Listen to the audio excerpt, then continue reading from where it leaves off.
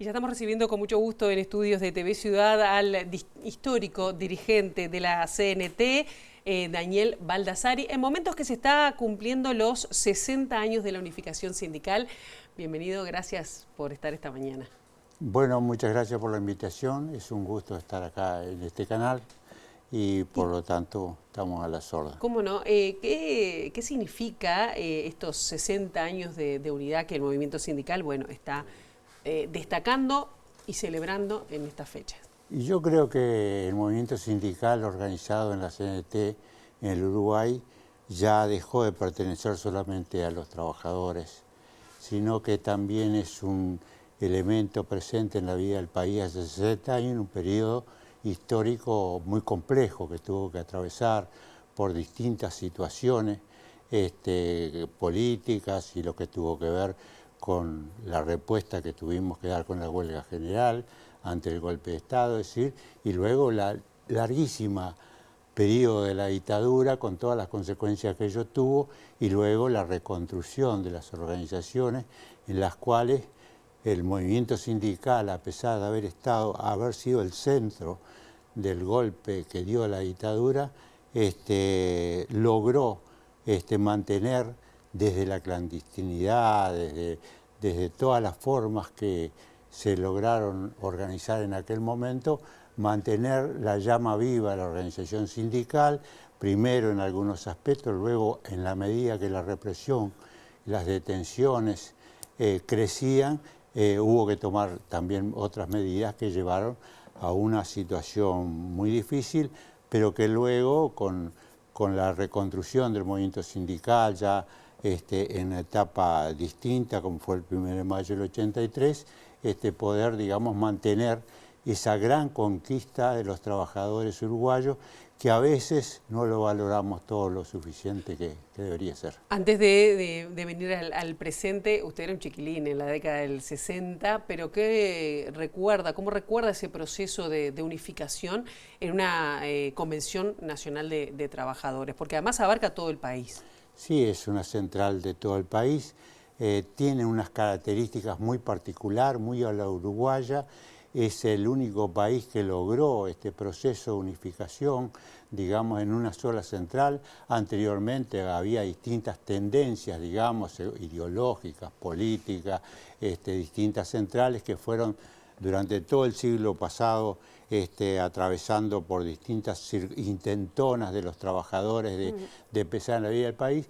Sin embargo, se fueron encontrando a lo largo de ese periodo y dejando aquellas cosas que no eran las fundamentales, que dividían, por aquellas que justamente contribuían a que los trabajadores tuviéramos un papel e incidencia en la vida del país. Y eso fue lo que llevó a la unidad sindical en una primera convención en el año 64 y luego en el año 66 con la concreción orgánica de la Central de Trabajadores. Recién dijo que en la actualidad parece que no se valora mucho todo este tema de la unidad y del sindicalismo a veces, ¿no? Que es como mal visto. ¿Qué desafíos hoy enfrenta el movimiento sindical y la unidad concretamente? Bueno, los desafíos que tiene hoy el movimiento sindical en nuestro país es cómo seguimos jugando un papel que no solamente tomamos cosas, sino que somos partícipes de ese proceso. Es decir, que los trabajadores como tales tenemos un programa que el primer programa de la central fue el surgido en el Congreso del Pueblo, que es decir, que era un programa que iba mucho más allá que los trabajadores. Ese programa fue el que enarbolamos en todo aquel periodo de crisis económica, social y mucho exilio y toda esa cosa que supuso aquel periodo previo al golpe de Estado. Es decir que, por lo tanto, es fundamental, digamos, mantener, y yo digo que a veces no se valora porque es como todo aquello que se añora, se conquista y luego a veces que lo tenemos y que ha pasado por muchas pruebas, no tenemos la suficiente presencia de qué significó eso, ¿no? Y por lo tanto, lo que nosotros siempre decimos es que por encima de todo tiene que estar la unidad de los trabajadores para poder jugar ese papel. ¿Cómo ve el involucramiento de la juventud, de los más jóvenes, al movimiento sindical? ¿Sigue siendo un lugar de adhesión? Bueno, no podemos negar de que hay un cambio muy brusco, a veces por momentos muy rápido, que se produce en el mundo del trabajo, pero ya también pasamos en otros periodos históricos procesos en los cuales hubieron también cambios muy importantes. No hay que olvidarse que salido de la Segunda Guerra Mundial, por ejemplo, Montevideo se vio inundada de trabajadores que venían del campo, del interior del país, que se montaron las fábricas digamos, textiles, de la lana, de metalúrgicas, donde se desarrollaron grandes empresas públicas en ese periodo. Es decir, que hubo también ya un desafío en otro momento histórico, era una situación distinta, y hoy tenemos un desafío que tiene que ver con el desarrollo intenso de lo que son la revolución técnico-científica y al servicio de quién va a estar esos resultados de esa revolución. Y ahí es que también los trabajadores tenemos un papel que jugar y no ser meros espectadores, sino que tenemos que tener, digamos, propuestas, como siempre tuvimos propuestas, y eso pasó, por ejemplo, en la defensa de las empresas públicas, los distintos plebiscitos.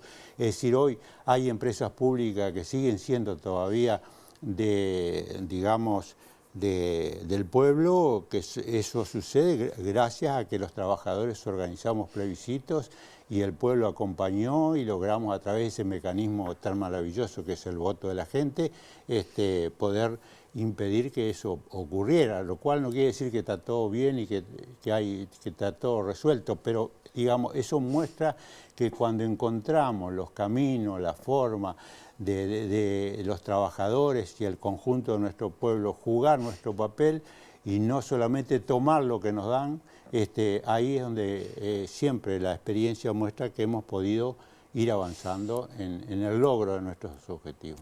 Ayer en el lanzamiento que hubo en el Salón Azul de la Intendencia de Montevideo de esta conmemoración por los 60 años de unidad de la CNT, estaba el presidente de la República, el expresidente también Sanguinetti, y otras autoridades, ¿no?, de gobierno.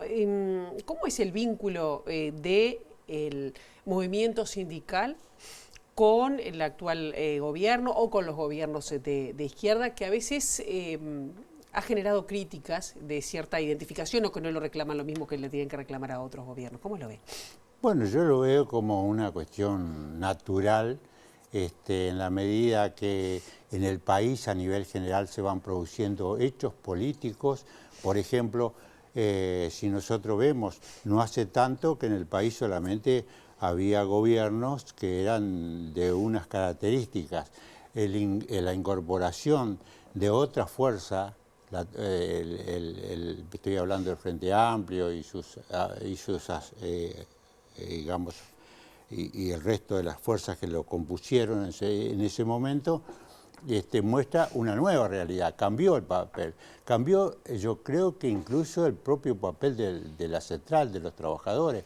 Es decir, este periodo se ha caracterizado por también ver que la situación es mucho más rica que la que habíamos vivido hasta el presente, porque hasta el presente de alguna manera teníamos muy claro las diferencias, dónde teníamos las coincidencias, con quiénes podíamos marchar juntos, aunque más no fuera un periodo de tiempo o de distancia. Y hoy todo eso está mucho más complejo. Lo que pasa es que yo le preguntaba porque, por ejemplo, el ministro de Trabajo actual, Juan Castillo, fue dirigente de la central sindical. El actual presidente del Frente Amplio fue alto dirigente de la central sindical.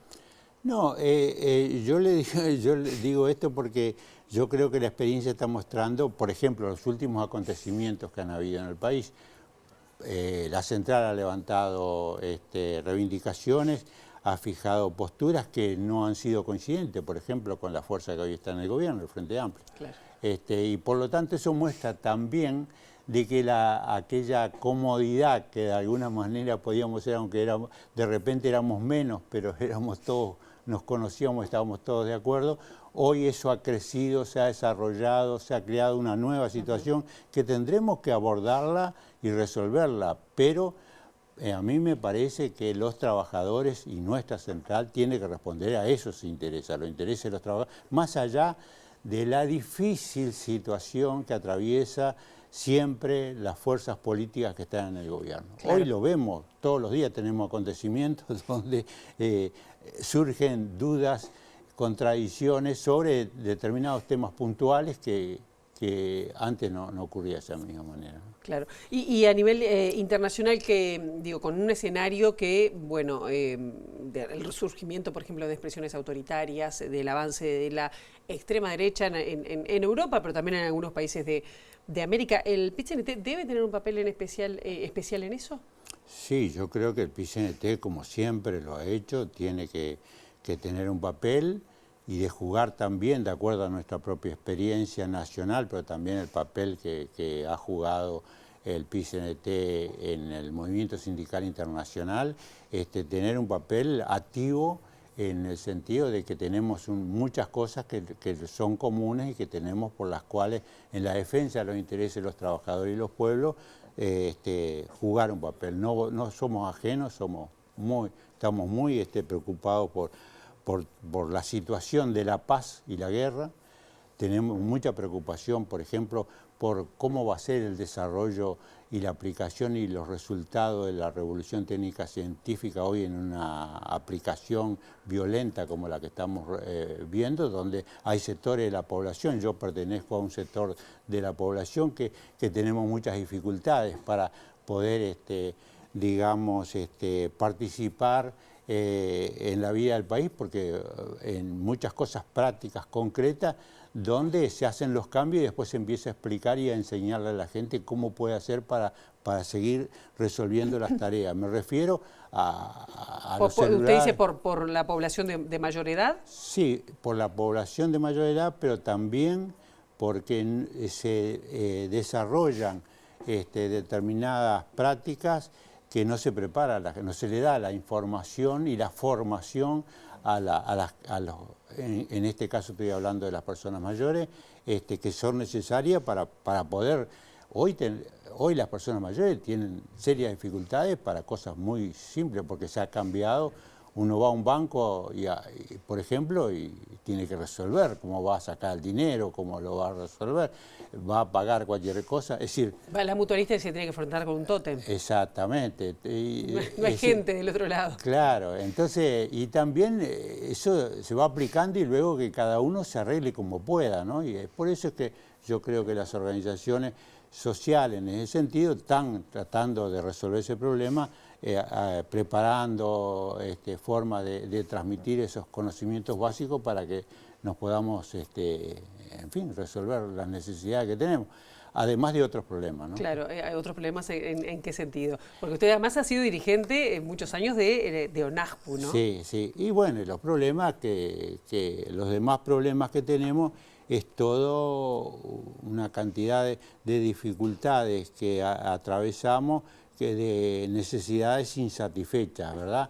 Por ejemplo, lo que tiene que ver con la atención a la salud, lo que tiene que ver con estas cosas dantescas que pasan 2x3, que se incendia y por eso se descubre que hay esos lugares donde se lleva a la gente en esas condiciones tan horribles e indeseables y por las cuales siempre hemos luchado contra esas cosas y denunciado. Ahora, eso es una problemática que tienen las personas, que tenemos las personas mayores, que también son parte de esa situación nueva que yo decía, tenemos una mayor expectativa de vida, pero no hay las condiciones que atiendan esa mayor expectativa de vida. Entonces tenemos muchos problemas, por ejemplo, con enfermedades, con necesidades que no se están atendiendo, ¿no? Bien. Ya para ir cerrando, mirando con esa visión larga, estos 60 años, ¿a qué debería aprender el movimiento sindical para justamente afrontar los desafíos a la interna pero también hacia el exterior, como dentro del país. Bueno, nosotros creemos que el movimiento sindical tiene tareas como las tuvo siempre, cada vez que nos involucramos y particularmente a la juventud, que hoy está, digamos, cumpliendo una función muy importante, el cómo se apropia de esas problemáticas que están planteadas y cómo es actor y no simplemente espectador de lo que está ocurriendo. Es decir, el programa de los trabajadores tiene que ser un programa que recoja justamente con una visión desde el pueblo, desde los trabajadores, de las necesidades,